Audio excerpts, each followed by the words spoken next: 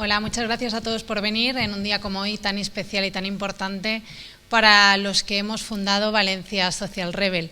Como sabéis, somos una entidad sin ánimo de lucro y los organizadores de este festival. Entonces, quiero dar enormemente las gracias a Emiliano, porque hay que ser muy valiente para lanzar una primera edición de un festival y además de derechos humanos.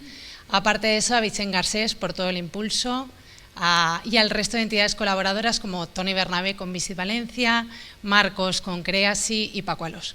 Así que muchísimas gracias. Además de esto, voy a aprovechar para subir el micro, que dicen que no se oye. Sí, sí. Bueno, no, yo me río siempre con Samuel porque dice que tengo una parte bipolar y sí, es verdad. Tengo dos asociaciones en Kenia.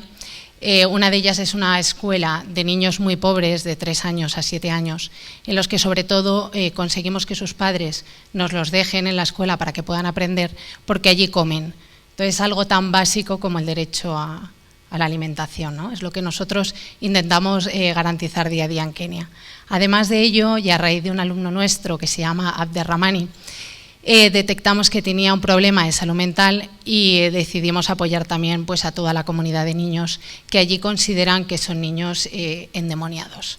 Así que imaginaros, si ya es duro ser pobre en cualquier país del mundo, pues en Kenia y además con un problema de salud mental. Así que ahora mismo también a través de Bisocial, que es una de las entidades que he fundado, pues estamos apoyando hoy en día, y la verdad es que me siento muy orgullosa, a 180 niños que de otra manera pues estarían abandonados en la calle. Así que gracias por escuchar mi testimonio. Gracias.